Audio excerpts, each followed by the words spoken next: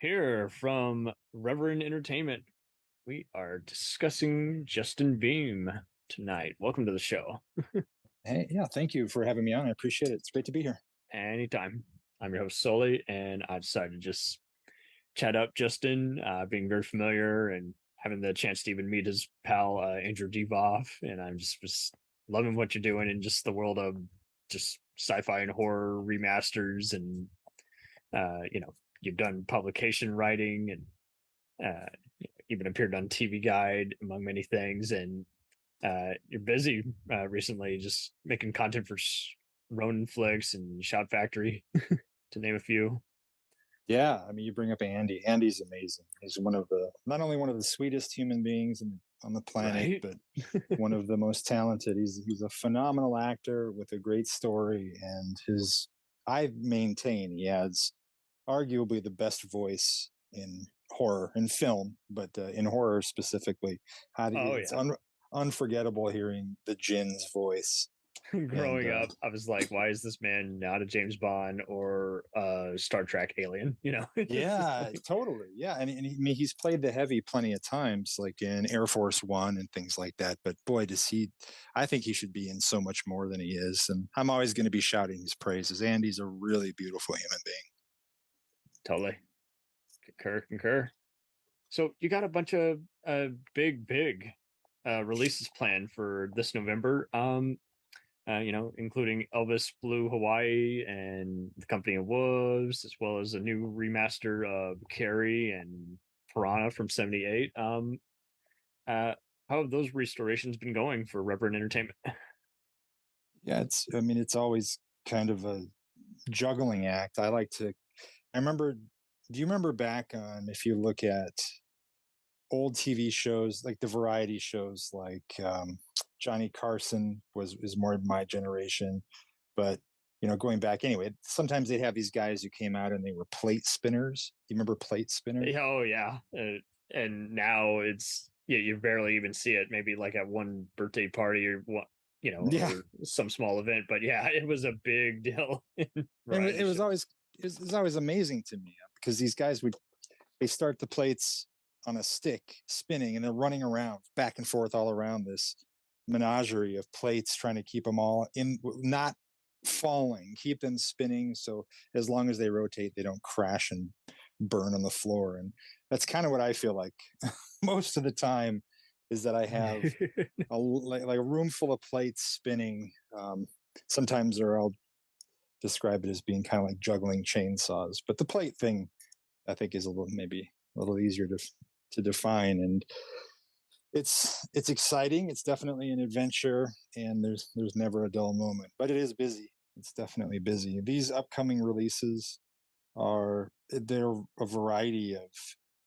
I mean, the Piranha is one that I did a commentary track on the previous release for Shout, the Steelbook release from a couple of years ago with Roger Sweet. Corman, and Oh that's man. being ported forward. And then I have a new interview with Joe Dante on that one. And the Elvis, I mean, I'm a lifelong Elvis fan. It was such an honor. When I first started working for Paramount, the first release of their Paramount Presents Blu-ray line was Elvis'S King Creole, which is my favorite movie of his, and the one he was proudest of too. And that's one movie that I always thought, God, I hope one day I have the chance to work on this. And I just missed it. I came in right after that release landed, which was kind of a bummer. It's all So at right. You'll some, do the 40th anniversary down the well, road. I would love, yeah, I hope. And it's at some point the team inside there said, hey, if you had to pick another Elvis movie for a release, what would it be? And I picked Blue Hawaii. And so here we are. And we got some great stuff on that.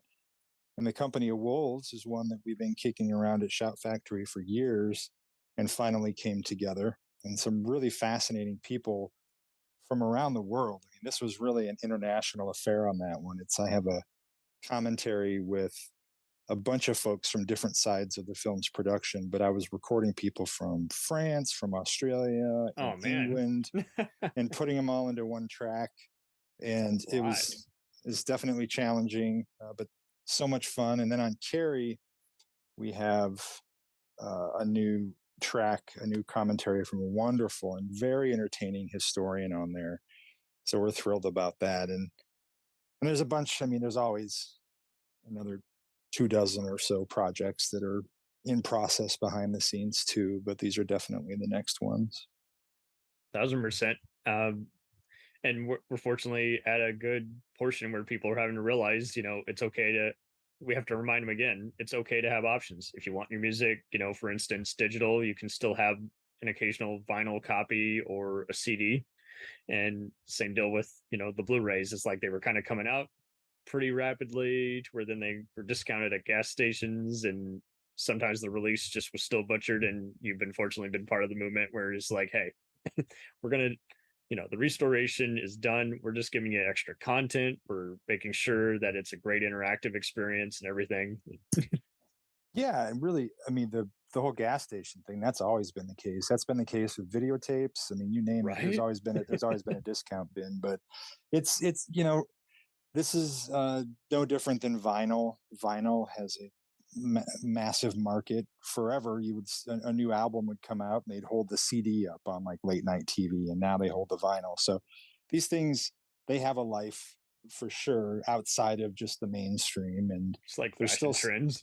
yeah. I mean, movies still certainly sell, and there's always going to be a collector base who doesn't want to leave fate in the hands of a streaming service as to whether or not they can have access to what they want to watch or not. So whether it's on a disc or a drive or whatever the next iteration is going to be, physical media is not going anywhere. And also the special features are now starting to carry over to the streaming services too. So the things that I create for these titles, they have the same life in whatever form they're being presented. If it's not just a Disney Plus thing, it is a deal for a lot of these.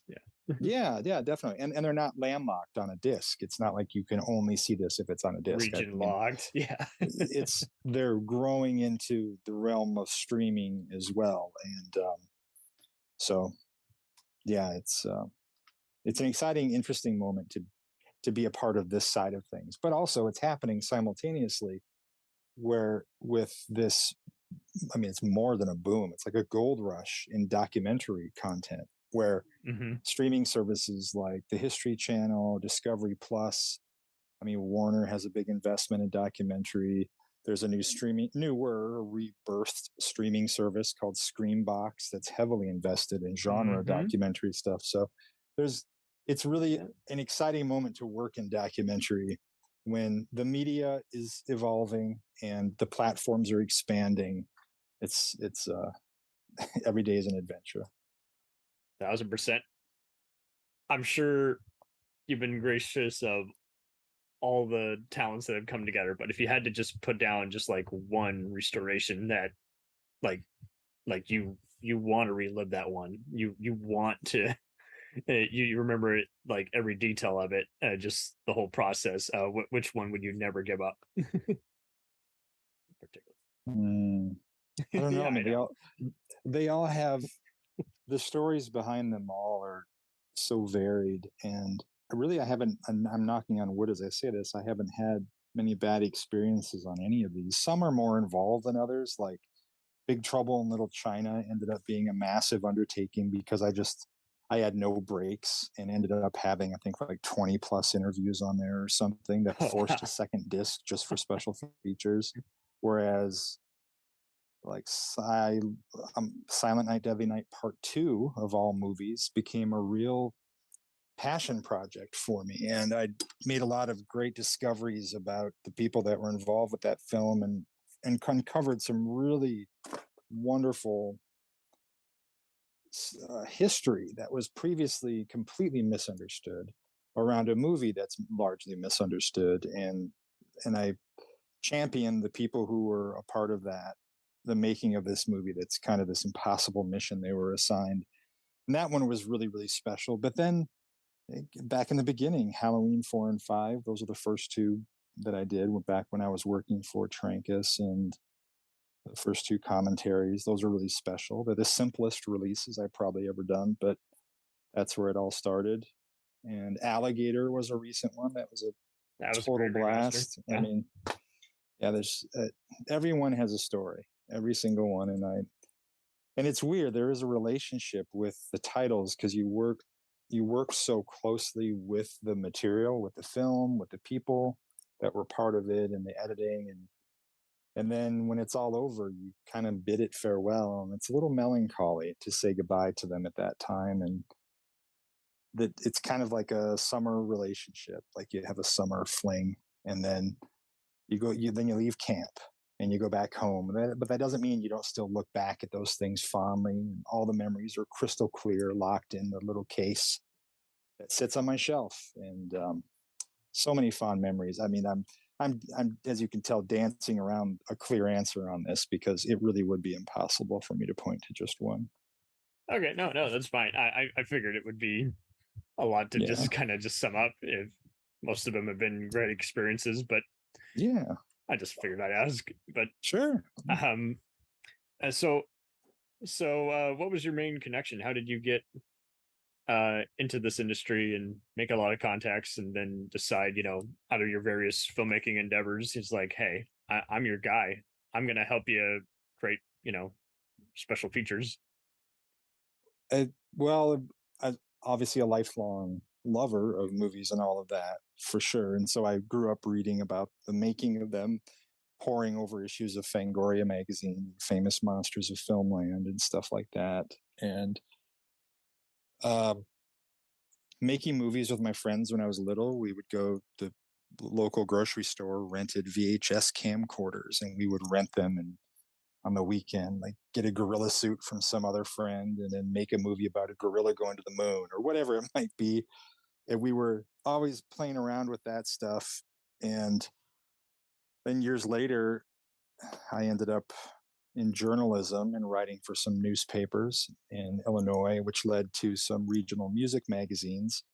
And then that led to me eventually, I decided to embark in some film writing in a feature on the Night of the Demons series of all things. Night of the Demons 1, 2, and 3. Nice. And I interviewed a ridiculous, I mean, it was completely bloated, this thing that I wrote. And I had no destination for it. So I also had no breaks, just like on the Big Trouble that I mentioned. But I interviewed everybody from all three of those movies, and I had this big monstrosity, and I sent it to the incoming editor of Fangoria at the time, Chris Alexander, and I said, hey, I've been a lifelong dream to write for Fango, and here's a little bit of my work, which was way too much of my work, this giant thing. Anyway, anything you can do to get it out there. yeah, and he was cool, and I was very fortunate that he took the time to read it, brought me on board, and that got me into, it took me from writing for newspapers where it's mostly local interest type things and local interviews into the realm of reaching out to people wherever they are and doing retrospectives. Most everything I did was retrospectives for Fangoria and doing all the research and all of that. And then that grew into Famous Monsters magazine. So the two that I read when I was a kid, I just still pinch myself over being in the pages of both. And it was actually Halloween 4 through 6 that led to film, because I wanted to do a piece for Fango on the 4 through 6 story arc in the Halloween franchise. And I contacted Malik Akkad, who is Mustafa Akkad's son, and he runs Trancas International, which is the parent company of Halloween. Anyway, and I did this interview with Malik, but I quickly completely forgot about my mission on this interview because Malik and I just hit it off so well. It's so natural. Next thing you know, it's not work anymore. It's now. That was. Go ahead. Yeah, it really was. It was like two people meeting. They were just, man, geez, this is amazing. We need to talk a lot more. And so next thing I know, I'm working for him and that with him. And then we co-founded a nonprofit together. And then the Halloween 4 and 5 Blu-rays came about. And that was the first toe in the water with this kind of thing, like special features and whatnot. And then we put Halloween back in theaters in 2012. And that got me working with distributors. And I was doing international licensing and stuff. So that taught me a lot about the world of film around the world. And then I met these two guys who were from Shout Factory, Cliff McMillan, Jeff Nelson. They met me at an event in maybe 2013. They were just launching Scream Factory, which is the horror shingle under the Shout Factory distribution label. And they said, hey, we'd love to work with you. Do you want to come on board? And they had a list, and I started pointing to things. And next thing you knew, I was kind of off to the races and had to learn real fast how to do more expansive. I'm still learning. I will forever be learning how to assemble these things, find the right people, and all of that. But that's how it began. I mean, the roads all kind of go back to me and my friends with the video camera when I was little, I guess. Oh, very cool. Had they also read some of your material before enlisting you, or were they just? Yeah, I mean, Jeff and Cliff, yeah, they knew of my stuff, and I had been brought in. Michael Felsher, who's has a company called Red Shirt Pictures, and he for a long time he was the go-to for special features, and that was at Anchor Bay and a number of companies. Oh man! And Michael had brought me in on Prince of Darkness to interview John Carpenter and Alice Cooper, which I took care of. And I think that's when Cliff and Jeff probably first caught wind of me outside of the Halloween connection on the 4 and 5 Blu-rays. So I know they had their eye on the Halloween franchise back then too. And so that's really where it all began. And the first disc I did for them wasn't even horror. It was Taint Girl. That on their list of here's the titles we have coming up. What would you like to do first? I saw that and pointed right to it because strangely enough at the time, and this sadly hasn't yet come to fruition, but I was working with Rachel, the director of Taint Girl, on a book about the movie. And so I was like, my gosh, this is so perfect. And we ended up doing that disc first. But then Nice. from there, it's already sold out. I've tried to find a copies for so long. Yeah, that's a tough one to come by. I have 2 copies, and I they're kind of locked away in a box here because I'm like, man, I really hope we can find a way to get this out again someday, because it certainly should be. And I had a great conversation with Lori on that. And then I had Lori and Rachel on commentary together, and it was a blast and a real honor to be part of. I still have all my Taint Girl stuff when I was a kid. I just loved it. And I have a big Subway size poster from when the movie came out, and I have comics and all kinds of t-shirts. I was such a fan. So when I saw that name on the list, I was like, oh, this is kind of meant to be. Sign me up. You are the only one who can do this. It was totally that moment. I was so excited. But before we keep going, I just got to ask you this, my dude. So who is your favorite Scream Queen and favorite movie monster, respectively?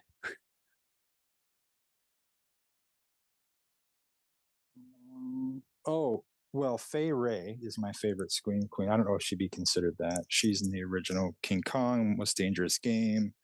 And nice. I mean, just a real, she wrote the book in a lot of ways. Of course, I love Jamie Lee, and I love all the contemporary ladies as well. But for me, it all goes back to Fay Wray, who was my first crush as a kid in this book I had that I kept checking out from the library, Crestwood House monster book about King Kong.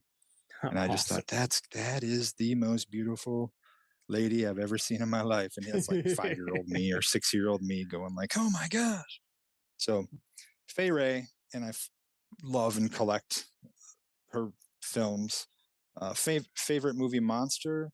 I think that the most perfect movie monster arc exists in Universal's Creature from the Black Lagoon films. That creature, it looks cool. I mean, I like the Wolfman and Frankenstein. I love Frankenstein for a lot of reasons, but in terms of how it's presented, not just visually, because I think the creature looks amazing. Millicent Patrick's brilliant design with Pierce and that, but the story arc along those 3 films is really unparalleled. Because the Frankenstein films, they kind of try to, they're kind of going back to the well each time, and they try teaming different monsters up, and then they bring, whatever. It's a lot more disjointed. Where you could really argue, even though it wasn't the case, I don't think anyone would be wrong to look at the creature films and see, well, they probably meant all these to go together in this order because it's so linear. And the story from, are you familiar with all three of them? Yes. Yeah. They with like so the the behind first the one, scenes or like no, the first, I mean, just the Creature from the Black Lagoon movies. The first one, the creature's in his environment. Man kind of penetrates that with curiosity about him and doesn't really know what to make. And then there's this altercation at the end of it, and ultimately the creature chases man away. And the second one, Revenge, they catch the creature and they put him on display like we do because we're terrible to animals, and right. he escapes and just wants to go back to his environment. So it's not this creature isn't a monster at all. I think it's unfair really to call any of these monsters for the most part, because Frankenstein is ultimately an unwilling participant, the Wolfman an unwilling participant, the creature is just an animal. Anyway, so in the third one, in the beginning, they go to mess with the creature once again, but they burn him with that lamp, which burns his gills off, which really, for all intents, could kill him. He almost drowns, but they discover he has lungs and underneath, and they take him and then they put him in a cage again, and he's in this miserable situation, and he's just like, I've been through enough. And then remarkably, that third film, I guess it still boggles my mind that Universal went this route, especially since the creature films were kind of aimed at kids. But at the very end of the third film, the creature decides to commit suicide because he knows if he walks into the ocean, he no longer has the gills. He's going to drown. They were very dark back then. Oh, for sure. And his world is like this. I don't have anything anymore, and man will not leave me alone. I'm just done here. And that final shot is him walking off into the ocean, and you know he's going to die. It's one of the most heartbreaking and poignant moments in all of cinema, let alone genre cinema. And I just think it's a sad but fitting farewell to what I think is the most well thought out trio of films in any monster cycle. No, What's yours? What's your who's your favorite Scream? Who's your favorite Scream Queen and monster? Okay, so we did do a cool Universal horror arc. I mean, yeah, that they all, they all earn their keep, but yeah, I mean, I'm basically torn between the Wolfman and Frankenstein, because Frankenstein, they really do get, it's just so well staged and everything, a lot of them, before they get into the versus matches. But I mean, the Wolfman, I gotta applaud for also just Lou Chaney just taking on just such a very hard to portray role that required heavy makeup. And and like you say, all the monsters have their cool arcs where one minute they're being treated as a circus freak, and then the next they're literally just like any wild animal. I'm defending my turf. Hey, you're messing with me. I'm not the bad guy here, even though. And the movie knows it too. The movies are smarter than the average bear. It's just you can't, like any blockbuster. I think a lot of people would often just see the trailer and expect, oh, I'm going to see a terrible monster doing a rampage. I'm like, no, not exactly. It's thicker than water, guys. It's pretty deep. Yeah.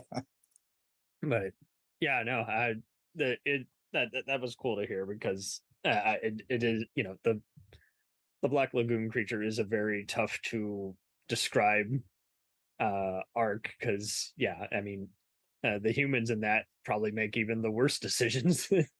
The 1 minute they're going after buried treasure, and next minute they're I mean, and that's kind of that seems to be a thread in horror in general. I mean, just in all of entertainment, is really we're presenting a lot of the most social commentary, the social commentary associated with anything. And a lot of people point to like Romero and say, oh, he makes movies with but really every film has some element of social commentary in it, whether it's upfront or not. And if nothing else, we're capturing a moment of how we feel and our certain attitudes about things and people.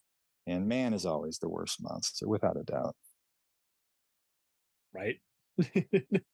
And the more we keep trying to decline it, you can't fight it. Right. Oh man. So what software have you been utilizing for these various endeavors? Mostly, I do all my editing on Adobe, pretty much across the board. So I do all my film cutting on Premiere and Audition for audio. Okay, very nice. And it hasn't let you down, even with the various, subscriptions and everything. That's good. No, I love it. I have no issues at all, and I mean, I use everything around them too. So the entire Adobe Creative Cloud, all of that stuff, comes into play on most projects, like Photoshop and in InDesign, and I do my pitches and proposals in InDesign. And I mean, Photoshop goes way back, but I mean, all of this has been such a learning experience for me, because in the beginning I didn't do my own editing. I would sit with editors and love that process, but it just got to be, there was no way to keep up with how much I was doing and being able to hire people all the time for it. And so I was learning as I was going from these other great editors, and I've been on my own for a couple of years now, aside from one or two projects. And it's exciting to discover even a little shortcut that makes some process move a little smoother, or some trick that I can employ visually. It's just so much fun. I really love the editing side of it, and the software suite, having everything at my fingertips. This sounds like a commercial now for Adobe, but I can't recommend it enough. Yeah, no, it's fine. It's great I to really know can't. 'cause- And there's a guy. Then there are great resources online for it too. And uh, there's there are some YouTube channels that I religiously turn to whenever I have questions, which is just about every project, and learn a lot from. So I'm always learning more, and enjoying the process very much. Video Revealed is the primary YouTube channel that I use for editing help, and Colin, who runs that, he's great. I mean, I can even write to him directly and be like, Colin, I can't find the answer on your existing videos. Here's what I'm up against. Help me find my way out of this hole. Oh, and he gets Justin, we'll back to you try within this. 5 hours, and you're like, okay, Oh, he's cool. great. Yeah, he's One amazing. coffee I mean, break like, later, I got the answer. yeah, it's remarkable. But that's part of the thing too. There's a real community around all of this. So even if it's not Colin, I can turn to other friends who are editors and say, have you ever bumped into this? And then try to learn from them. I'm just like a sponge, and I love it. Oh, totally. And the worst thing that can ever happen is when, again, you hit so many bumps in the road to where it's like, okay, this content, it needs to come out, and it needs, this one extra finish. The worst thing that anything could happen is just if, again, you're satisfied with it, but the client isn't, and then you got to redo a few things.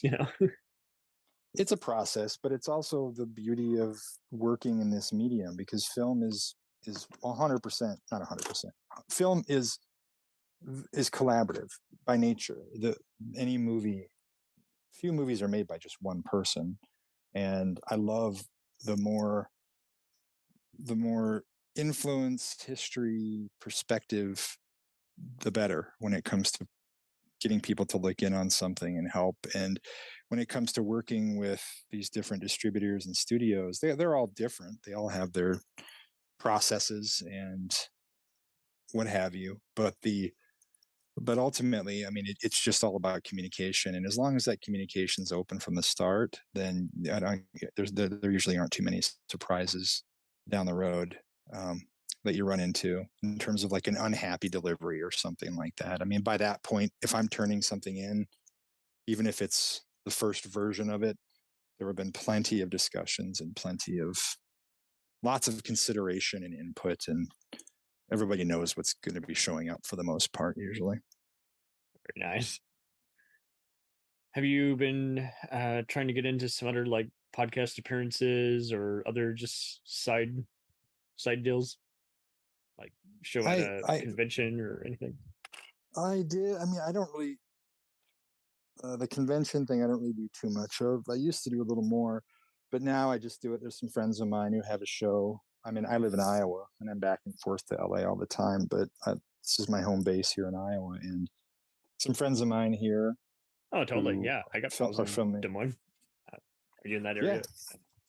yeah. Yeah. And so, I mean, I'll do their convention and I do some film festivals and things like that. But in terms of podcasting, I don't have time for a show on my own, but I certainly enjoy when I can hopping on to have great conversations with folks. And Sweet. Each one's a little bit different, and I always love diving in, sharing that, especially if I'm holed up in some kind of editing blitz for a week or two or something. It's nice when I get to hop onto one of these shows and talk shop with people and not have to think about the work side of it so directly. Totally. You can free up now. Yeah. So, out of all the trivia that you've been compiling, what's been basically just kind of to the point where it's like, hey, I'm just waiting for someone to update the IMDb with all this trivia that they've learned from. I can tell they bought the Blu-ray that I worked on. Oh, I don't know. I don't really keep. That's an interesting thing.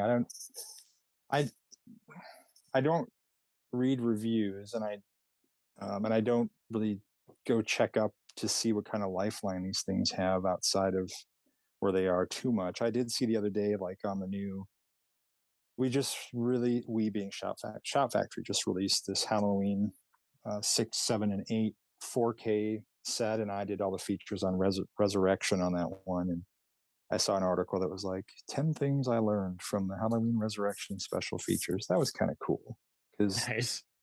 with each one of these, you're really not just preserving history, but you're unearthing things that are unknown and are previously not shared. And it's always exciting when that gets out into the general universe, like the fandom, and we all learn so much. These things are really like going to school on these movies and their production, and it's really exciting when one of these tidbits gets out there. I remember when Joe Bob in his first marathon that he had on Shudder, he had Felissa on there for Sleepaway Camp, and I mean, a lot of the trivia that he was relating was from the Sleepaway Camp documentary that I had done for Shout Factory, because it really wasn't known before. There's no book on Sleepaway Camp, and outside of Felissa's wonderful convention appearances and Q&As, there wasn't that much known about the movie. And so that was kind of neat to watch that and go, yeah, I bet that came from that documentary. That's pretty awesome to contribute in some way. That is great because I mean the information will just keep fading away, and eventually the actors who were in the cult movies, pass away, and Yeah.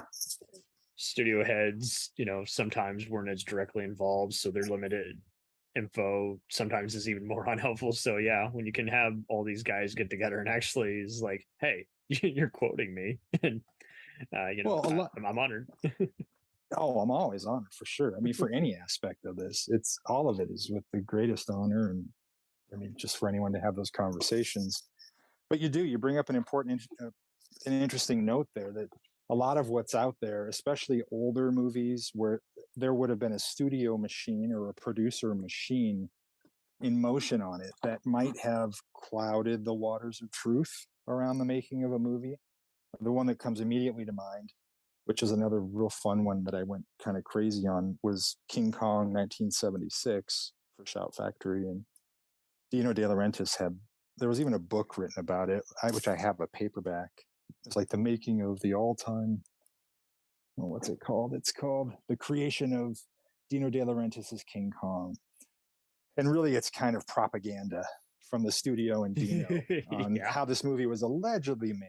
And then I devoted however many months to telling the real story behind it with Rick Baker and everyone else, that lift the veil on that and say, okay, here's the real story. And that's always fun to do. And you're always going to have some contradictions just because the people are just so close to it, and you don't know if they're stressed or what have you. But it's like, yeah, well, okay, I can. And I present them all. Yeah. Totally. Yeah. Very neat. And how have a lot of the companies often operated? Like, how has Ronin Flicks been pitched these ideas versus, like, say, Vinegar Syndrome or Paramount Collection? They're all different. Ronin is very, very open. I love working with Ronin. I did the first thing I did with them was a box set for Haunt, That was maybe 2 Yeah. years ago, because my friends Scott Beck and Brian Woods made that movie, and they got really poor distribution through Paramount. I think it was Paramount or Universal. Maybe it was Universal. Anyway, the studio who put it out It was just sort of, Blumhouse, I think. So yeah, probably Universal. yeah, when it went out, and it just landed in Walmart on DVD only, not even a Blu-ray.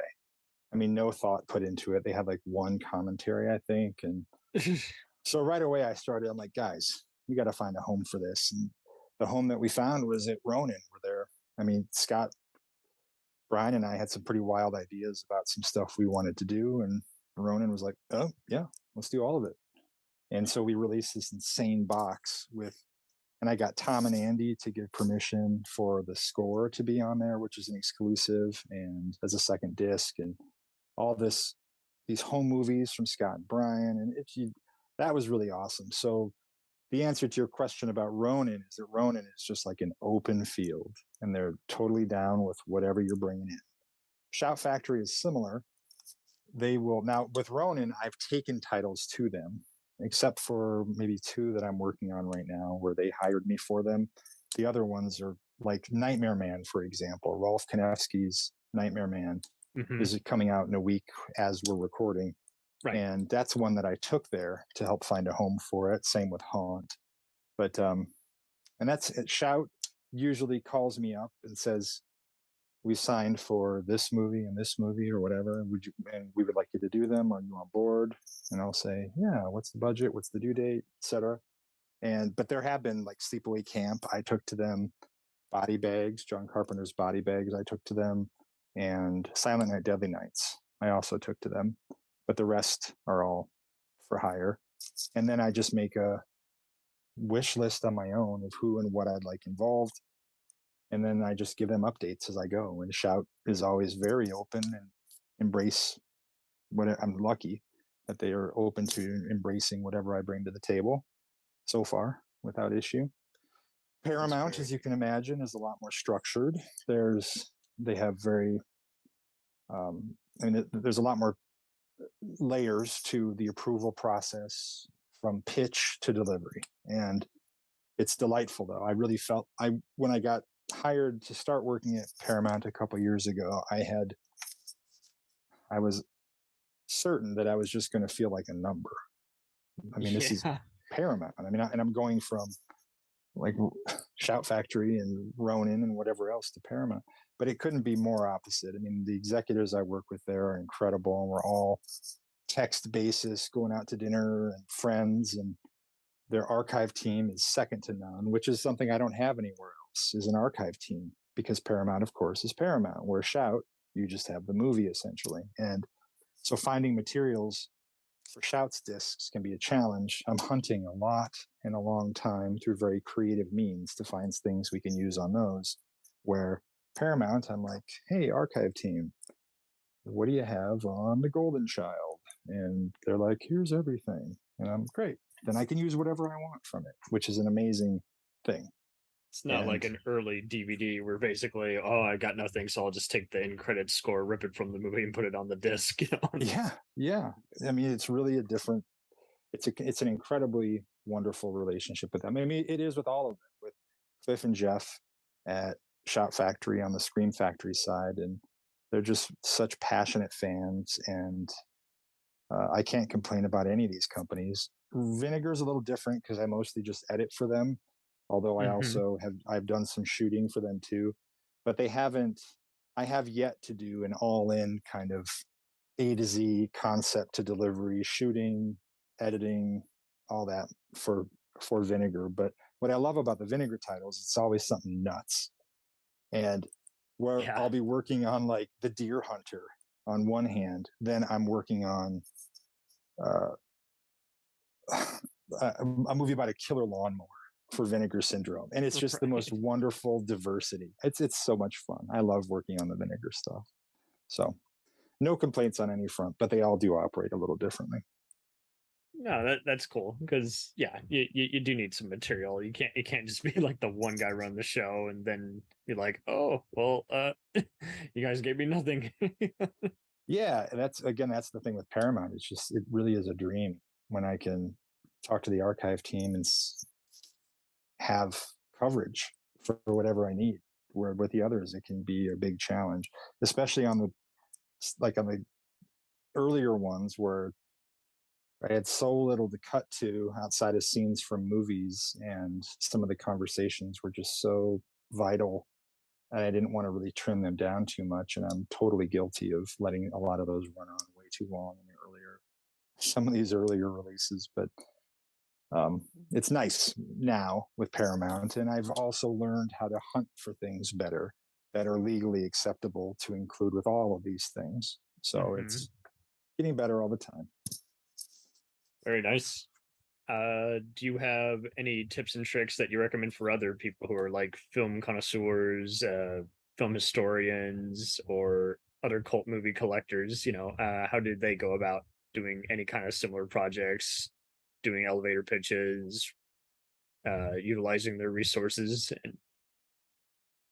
I would say it depends on what kind of angle they're coming from in terms of their goal. Look at what the goal is for it. And if it's, for me, what motivates me is the preservation of history. And I love people's stories. All my professional life, I've been interviewing, whether it was newspapers or whatever, the magazines and all of it. It's all capturing people's experiences and helping tell that story. And so for me, my goals are very humble. I just want to keep on creating, and I want to do it with people I care about. That's my mantra. There's no grandiose visions of anything on some huge scale. I mean, if I work my way there, if these things lead a certain way, okay. But I'm just happy and content doing this stuff now. So really do line up with you, I think will help lead your heart and help you invest in whatever you're trying to do.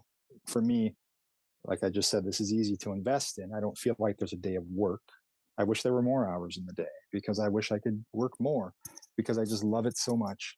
And it's never boring. Yes, there are frustrating days, of course. There are some projects that are a headache, but on my worst day, I'm still working in the stuff that I really want to be working in. So find that thing that you love and then give it everything to try and get there. And in terms of using resources and things, there's more avenues than ever to show what you can do. And YouTube, creating documentaries, shorts, featurettes, re-editing things, and whatever you're looking to do, get it out there and then show it to people. Go to conventions and tap Phyllis Rose on the shoulder and say, "Hey, I made this little documentary about Sleepaway Camp. Would you take a look at it?" Or whoever. But create it, put it somewhere where it's viewable, and don't be shy about professionally sharing it with folks. And professionalism is a huge thing. I've can't stress that enough, that you don't want to be hitting people up over and over through social media. And if they're not responding, get frustrated, things like that. If you're trying to like send something to a producer or whatever, you really have to be patient and try to go about things the right way and very professionally, without gushing and going nuts on the fan side, which is a natural reaction for a lot of people when they're close to someone that they might admire. They might want to, I just so love your work, and just trying to resist those urges and find more of a business-minded path into that, I think will help in the long run. And being considerate also of what you're presenting to the world. If your aim is to work for, Universal, doing EPK things and press materials for their full spectrum of films, think about if you were to talk to one of those, an executive there, and they looked you up, what would they find? What would they find on Facebook or Twitter or Instagram or whatever? And because that speaks for you and your professionalism and where your time is being invested. And there's a lot that social media, for example, can say about a person without saying anything directly. You know what I mean?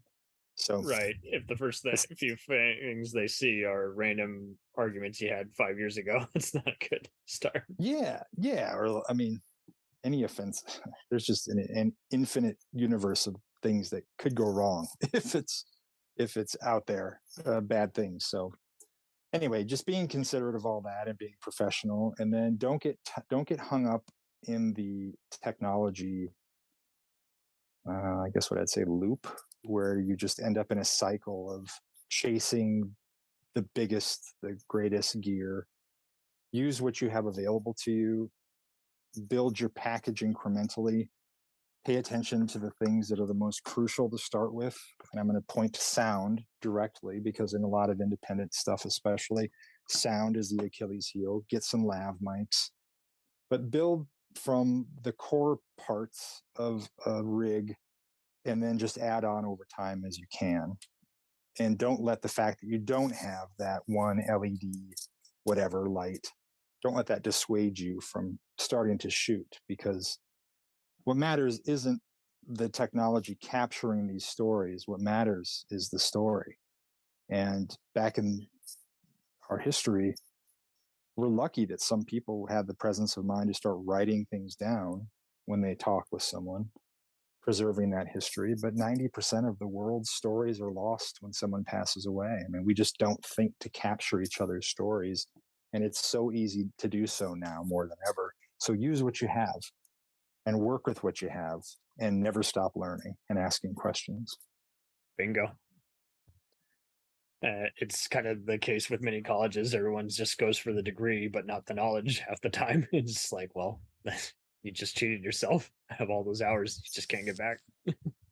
Yeah, I think apprenticing is really valuable. If you're into movies at all, be a part of any movie you can be. Go to help out on a set for someone in your neighborhood shooting a movie, or if you find that I don't know, just be a part of it. Be on set. Talk to the people. Don't be shy of doing this or that. Don't run away from a PA gig just because you might have to schlep water for people or something like that. You're still going to be in the heart of a production and you're going to get to see all these different sides of it. That's what I was doing early on before I was working in the film side of things, really working. I was helping out on anyone's shorts and industrials, TV commercials around the state of Iowa. Any production I was happy to dive in on, hang lights or run cables or whatever it might be. I just wanted to be close to as much of it as I can. And that was a huge eye-opening journey for me that would not have been possible if I was just trying to gain that knowledge through YouTube videos and books. Very nice. One-on-one encounter instead of just restricting it to just the tech side. Yeah. Also, are there any sites that you recommend for people just looking for upcoming, just like movie editorials that you just really think they do their homework very well, and for those trying to even get into kind of journalism is getting even more uh harder because everyone's got a different way they want to go about it and publish a paper, and it's all digital now. Do you have any other uh insights into that side of, especially having been a part of it at one time? I have to confess, I'm not very good at keeping up with all of what's new and coming out. My nose, I guess you could say, to the grindstone every day, all day. And I catch bits and pieces. I do log into social media. Most of what I know about current things is from friends who will say, hey, send me a link and say, hey, watch this thing. My research is super extensive on the titles that I work on, but I'm really mining whatever I can find. I'm digging back into all kinds of newspaper article archives and whatever else and using what I can. But I don't know of any central resources that I could direct anyone to and say, hey, this is like this horror news site is doing a great job of preserving history or something. I don't know. I mean, everyone's out there trying to contribute to the knowledge base and enlighten the fans. And I couldn't really point to one over another. What I will say is that if you're looking for history, look to or ways to use resources, and I mean, just ask. Look at the credits when you're watching something. If it's a movie or if it's a documentary, if it's a featurette, look at who made it, track them down, and just hit them up. Say, hey, I really liked your piece on whatever disc or whatever title. I would love to hear about how you did that.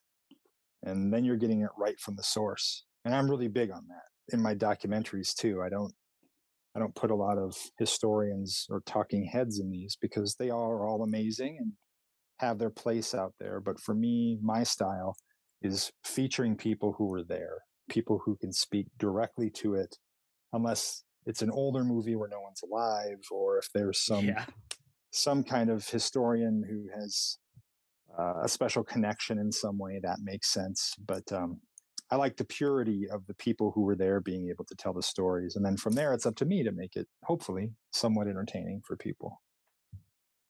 Very cool. Because yeah, it's not easy for everyone, and there are some Blu-rays that have gotten some backlash because they kind of just took too many shortcuts, just trying to get it all together.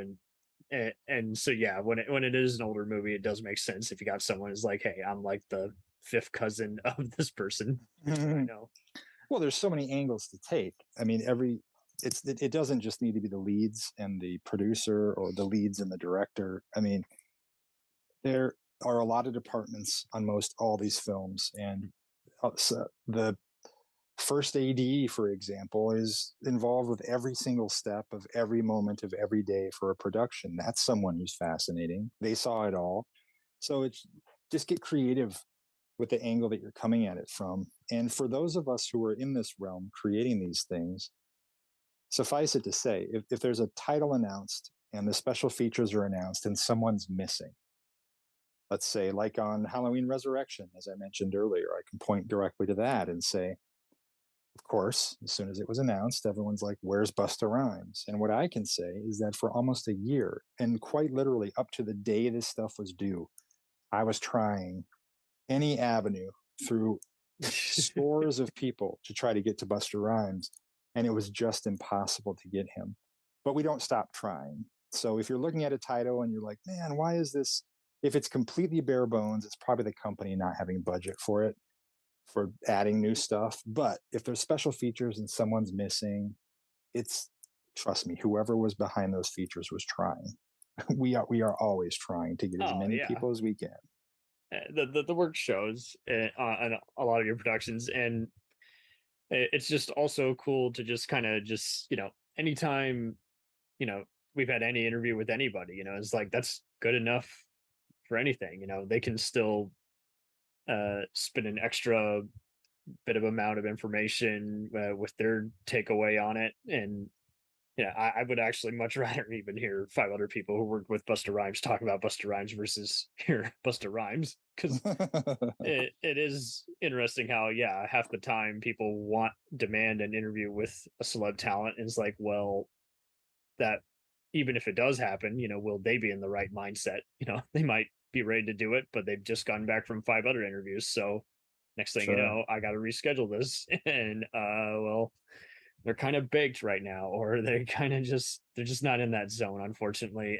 Despite giving me their word, we got to just do this another day, unfortunately. Yeah, there's any variety of things that can come up, and juggling the schedules. Back to the plate spinning we were talking about earlier. Scheduling is a huge component of this, and it's a very liquid element in the whole process, especially when you're dealing with people who are very busy in the business. And if they get a gig, they disappear. They Sometimes for a whole year. Yeah, and that goes to being patient. And I can't throw my hands up and darn this person, because it's these people are all busy too.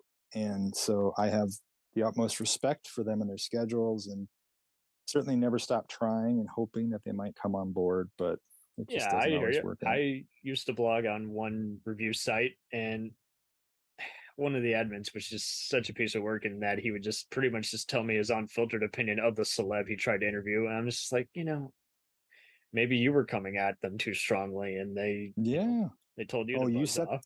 that's absolutely true. The person who's conducting the interview really sets the temperature for the whole thing. And just show Or for me, maybe it was a my bad day. philosophy. Hell. Yeah, it could have been a bad day too. That's true. I mean, there's any number of things that can color that, but the best thing that an interviewer can do is show up prepared, be flexible, be able to follow the discussion where it goes, and be able to return to the points you want to make without making it so cold that someone gives like an interview subject gives an impassioned story about something and some emotional connection they made in the scene, and then you just move on to your next bullet point question, which could be, so tell me about wearing the mask in the movie or something. When it's, you need to exist in the moment that's being created organically, and if you have a list of questions, find one that ties into this moment and this emotion and this feeling, Instead of I must stick and to the use book. that. Yeah, I must stick to Yeah, this. there's no reason to be so rigid about it, and that's going to suck all of the genuine emotion and connection out of the room. And connection's everything in a good interview, in an interview that delivers something special. It's all about trust and connection and flow, and you have to be agile with how you're approaching it to be able to follow it wherever it leads you while guiding the water at the same time, if that Absolutely. makes sense. No, totally. We often give scripted and responses for when, we're at a job interview and the person is asking very redundant, very generic Mm. questions. It's hard to give your best when, like you say, everything that's being presented is mundane, when it's actually very special. And you're like, oh, hey, someone did their research on me.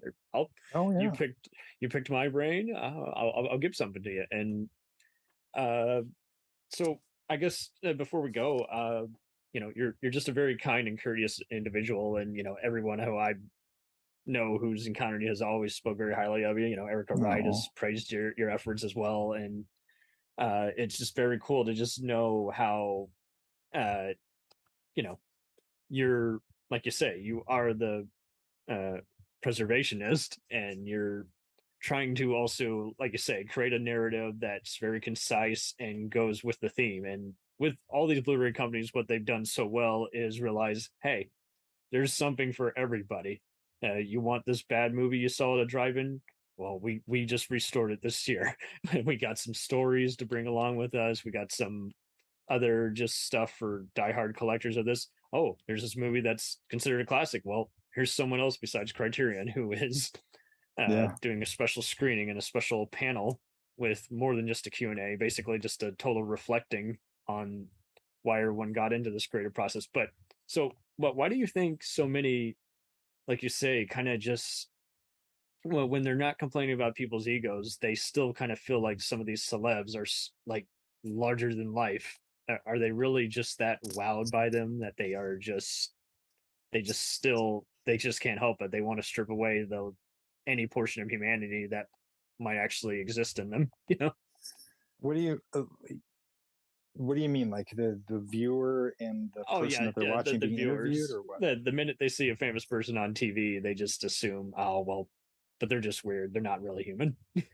Oh, well, I think part of that is the nature of the mediums, because again, this is one of the great things about a Shout Factory, for example, where I can go as deep as we want to go when I'm having an interview with someone for one of these things, especially if it's a retrospective thing. Like, I love getting on commentary with people and having the opportunity to dive in on their whole career and their inspiration and then their crazy stories, funny stories. Of course, we're going to talk about the movie that's playing as well, but I just like the expansive. It's kind of like podcasting, where there really aren't boundaries for it. And so Right? back to my point about mediums, most interviews that you're seeing with a celebrity are done in press junkets, or they're done in a brief it's a single topic focus. Like, this is the new X-Men movie, and today we're going to talk about the new X-Men movie, and they'll ask, like, very specific questions pertaining to that. So then really this is kind of how we are all as a society too, that we get little bits and pieces of each other. We get little nibbles, and the reality of the situation is that each one of us is a universe. And Bingo. what we see in traditional media, just because of the nature of having to move on, you only have 30 minutes, an hour, 2 hours, whatever the time limits are on how it's being presented. There isn't that kind of depth typically, unless it's a dedicated documentary to something. So all of this is leading back to your question. I think a lot of celebrities are only seen through these kind of junket or late night interviews where it's real, just casual, kind of silly conversation about their dress and what they had for lunch or whatever. And that's not a bad thing, but it's always keeping things right on the surface. And I think that's one of the things that I have found people delight in tapping into when they sit down and they realize that we're going to have a real in-depth discussion here, is they really like sort of uncorking the other 95% of themselves and having the chance to share things that they otherwise wouldn't have thought to or been able to. And that's also the kind of journalism and historical preservation that I enjoy, when people can really go off like that. And I think celebrities kind of get a bad shake. But what's funny, when people are looking at someone like that and saying, oh, those Kardashians or whatever, they're just this one thing. Earlier that day, that same person in their office probably walked by someone that they knew and said, hey, how you doing? That person said, good. How about you? Oh, busy. Had a good weekend with the kids. And then they separate, right? Yeah. That's the extent of the interaction that they're having too. So what would the people at your office say about you? What would they have to say to identify who you are as a person? And if they were to have to identify you by just what they know, what kind of picture would we actually be painting of each other? And then you realize that in this life, we communicate on such a superficial, shallow level most of the time, just by nature and by time and space and whatever our schedules. We're no different. But the difference is these people are on screen. And that's why I say, you asked earlier about advice for up and coming filmmakers or people who want to break into documentary or whatever. Everyone around you is fascinating. You just need to take the time to get to uncork that, set up the camera, get them to sit down, warm it up, and then have that discussion and follow it where it leads. Because it doesn't take a celebrity to be a fascinating story. Everybody is. It's just a matter of capturing those things. And I think we give kind of unfair shake to the famous people in this world. Oh, totally.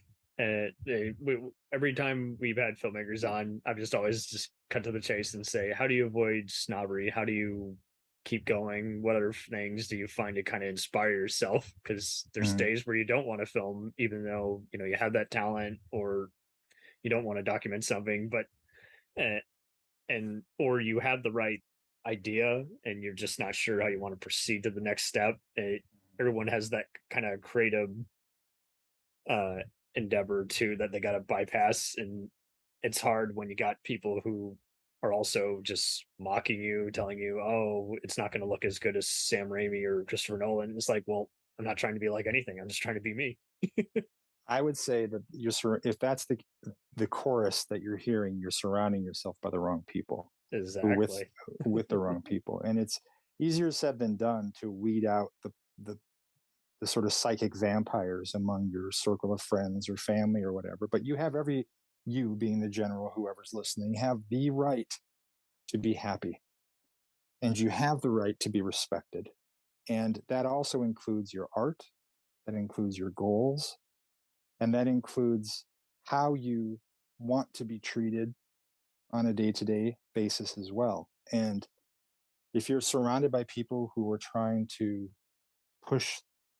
grab that blanket and take out the flames of your dreams, really evaluate what that relationship truly means, or that if that family member if you need to hang around them as much as you do, because in this, we get one shot at all of this stuff. We get literally one chance to do this, and to step on someone else's dreams or goals is unimaginable to me. But I've grown over time. I'm much better than I used to be at being able to recognize when there's someone in the room who is not on the same page with my growth as much. And it doesn't matter if I'm on the page with their growth. I will be. I'm always supportive of people and whatnot. But it's important that we surround ourselves by people that match our ideals and that are supportive. So make that move if you have to. If there's people sitting around saying, this doesn't look as good as Sam Raimi, boy, that is the wrong person to have whatever that conversation is with. Right? It's like we do all these comparisons and contrasts. It's like you're just opening up all this other trivial stuff. Yeah, but it really is. And at the end of the day, when you look back to when we were kids, this is something that I point to a lot. When you think about when we were kids, everything was amazing. When I was young, I didn't see a movie as good or bad. I didn't know to. Granted, Same. I grew up. I was like, what's quality? It's maybe entertaining or it's not. That's it. That's the one crime a movie could commit, right? Is it entertaining or is it not? Did I get something out of this experience? And I don't remember disliking much of anything other than The Love Boat that this one babysitter forced us to watch when she would be taking care of us. That's the only show. I was like, oh, I can't take. But then Newhart would start. I'd be happy. So whatever. I don't know what my brain was doing, but we all have our own thing, and we're all into. We discover the things that we love because we don't put barriers up around ourselves when you're young. And that doesn't have to change. It's going to organically happen as we age and as we move through different social groups and as we go through hardships and come out the other side of it affected in any variety of ways. Those things are going to happen organically. But really, we don't have to lose track and lose touch with the thing inside of us that allows us to be open to discovery. And to me, the way I describe my work is I like to build hallways where I open doors and turn on lights. Meaning I'm not burning bridges. I'm not closing the door on anyone. I treat everyone the same if it's Redford or the director of Silent Night, Deadly Night 2. And I'm turning on lights, meaning casting light on stories that have not seen the light of day before. And if there are people in your life that are walking down your hallway, turning those lights off, closing doors, or causing any kind of damage, they don't belong in that house. Your creative house, your personal house, whatever that thing is. Love that metaphor. Yeah. And it's like you say, it's just hard to diagnose at first, especially if, you're getting smack talk from a close loved one who you otherwise are on good terms with. It just seems like so many people like to get wrapped up in the moment. I have a sister who creates videos for TikTok, and of course, I had to remind her, hey, at the end of the day, you got to do what you want to do. You're going to always have at least some random troll or just someone who is just driving you crazy. You've already, the internet has no limits. So at the same time, you set your limit. And it just seems like you say, there's many people who like to, it's not that they like to, it's just that they let the simplest barrier just like wreck their day. And you gotta just kind of keep reminding them, hey, keep getting a thicker skin. It's just, well, that's true, but I agree with you in a lot of cases, but also, I would also say get rid of the menaces. Just but and that's part of this too. That might not be necessary, or that might not be possible, because there is a certain amount of acceptance that we have to have, especially if you're doing something in a public venue, a public forum like a TikTok or something like that. There's an assumed, yes, not everyone's going to I'm creating here. You're going to have to sort of sit with that. But we all respond to trauma and harassment and negativity in different ways. And if you're working in a medium that's making you feel bad, and if it's something that you really can't control, you can't steer an audience away or toward or whatever, then I would advise, sure. So if maybe TikTok in that case isn't the right platform for you. And so maybe that's not the right home for your art. If it's a place where you're not comfortable and where people aren't getting it, go somewhere or create somewhere where there is an audience that will be receptive. Because if you feel strongly about what you're creating, then you will put just as much effort into trying to find the right house to present it in. And not every art gallery is the same. You wouldn't put I don't know, insert analogy here. Not all art is appropriate for every kind of art gallery. Same as this kind of stuff. If what you're creating doesn't work where it currently sits, find the gallery it will fit in with, Don't give up, but also don't just say, well, I have to suffer this abuse. This is just part of the deal, because that doesn't have to be the deal. Yeah, no point. Well, this has been very electrifying, and just can't say enough about just the positivity factor you bring that shows in both your work and just your previous interviews. And I, once again, just hope this year just goes out with just solid bang, and then continues onward. I appreciate it very much, and I appreciate the conversation, and this a lot of interesting roads explored here in this, and it means a lot. This is that kind of invigorating conversation that I'm talking about after having my head down and editing for however many days or whatever, research, and then to emerge and to be able to dive in on something like this is really special. So thank you for your time too. Anytime. It did not happen overnight. I was actually part of another podcast, and I just figured, that they were not good at scheduling, or like they had very bad time management. And so then from that point on, I was like, okay, well, here's one thing I do respect, and that is people's time. Well, you found that your version of your art, what you were creating, didn't fit into that gallery, and so you moved it to your own. I mean, that's right.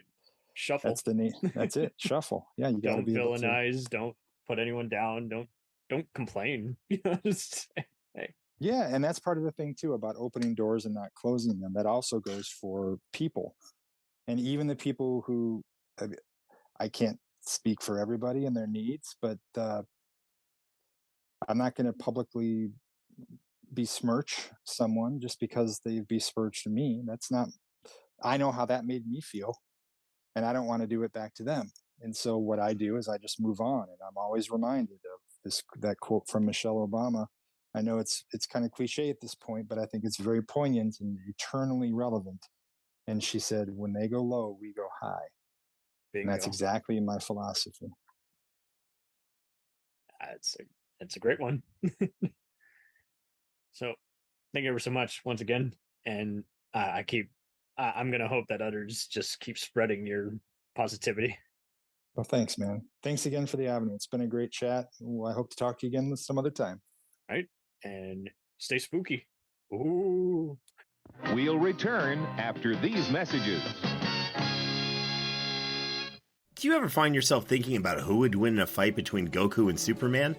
Hi, I'm James Gavsey, and on the Who Would Win show, me and my co-host Ray ignore anything important happening in the outside world and debate fictional battles between characters from comics, movies, and video games. We got a new show every week, and almost always am I the winner. Yeah, not true, Ray. In the past, we've discussed such matches as Captain America versus Darth Vader, Solid Snake versus the Iron Giant, classic matchups like RoboCop versus Terminator, and even the Muppets versus Sesame Street. That one was crazy. So if you're a fan of geek culture and love a spirited debate, check out the Who Would Win show wherever you get your podcasts, or check us out at whowouldwinshow.com.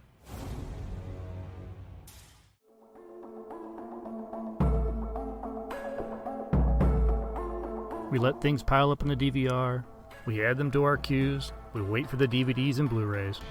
We time shift. The Time Shifters Podcast. Sci-fi, horror, fantasy, superheroes, comedy, action, film, television, maybe some not-so-current events. Find us on iTunes or at timeshifterspodcast.com. Cool thing about Blind Knowledge is we are in multiple countries. We are worldwide all across the globe. We are in the US, we are in the UK, we are in Canada, Germany, India, Japan. We're in Australia, y'all. BlindKnowledge.com. Now back to the feature presentation. Dragon Ball Z, One Piece, Naruto, all things that we love, all manga that were originally published in the legendary magazine Weekly Shonen Jump. But not every series can run for 300 chapters and have a hit anime. This is David. This is Jordan. We're the hosts of Shonen Flop. Each episode we look at manga that ran in Jump that didn't quite make it. We discuss what it did wrong, what it did right, how the series could have turned itself around, and ultimately, was it a flop or not? We're on all your favorite podcast apps, and you can find us at shonenflop.com. Keep on flopping, floppers.